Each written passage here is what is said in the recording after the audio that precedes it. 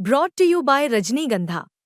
यूं ही नहीं ताज ताज बन जाता है, शिल्पकारों का हुनर और चुनिंदा संगमरमर ताज को नायाब बनाते हैं। कुछ ऐसे ही चुनिंदा जगहों से बस खास ही चुनकर लाता हूँ। कतरे कतरे को मैं हीरे सा परखता हूँ। यूं ही नहीं मैं रजनीगंधा बन जाता हूँ।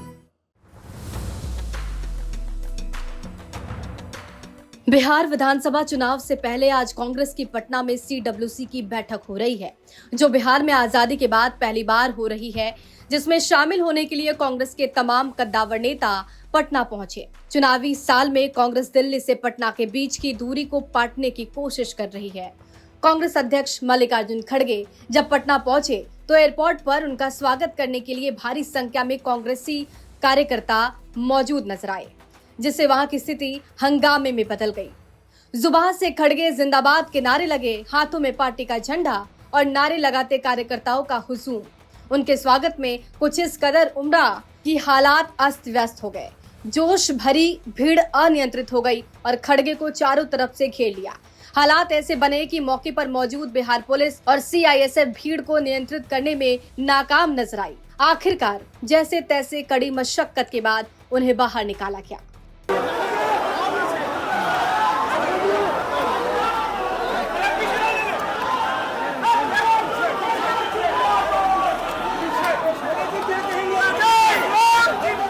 बिहार इस समय विधानसभा चुनाव के दहलीज पर खड़ा है।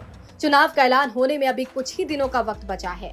ऐसे में कांग्रेस बिहार की सियासी जमीन पर अपना सब कुछ झोंक देना चाहती है।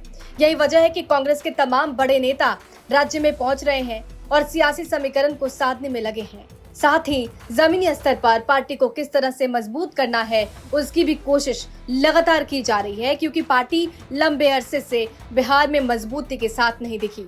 1990 के बाद पार्टी बिहार में छत्रपों की बैसाखी पर ही चल रही है और अपने बूते कुछ बड़ा नहीं कर पाई। कांग्रेस कार्य समिति की इस बैठक के पहले राहुल गांधी वोटर अधिकार यात्रा के लिए बिहार में शहर दर शहर घूम चुके हैं, जिसके साथ RJD के नेता तेजस्वी यादव भी नजर आए। फिर राहुल गांधी का साथ देने बहन प्रियंका गांधी भी आई और बाइक से राहुल गांधी और प्रियंका घूमते भी नजर आए।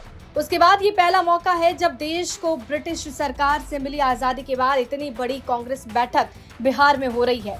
पिछली बार ये 1940 में हुई थी। सदाकत आश्रम एक ऐतिहासिक जगह है जहां महात्मा गांधी, राजेंद्र प्रसाद और नेहरू जैसे नेताओं ने स्वतंत्रता संग्राम की रणनीति बनाई थी। राजेंद्र प्रसाद राष्ट्रपति का कार्यकाल पूरा करने के बाद इसी सदाकत आश्रम चले गए थे, जो आज एक ऐतिहासिक बैठक का गवाह बनेगा।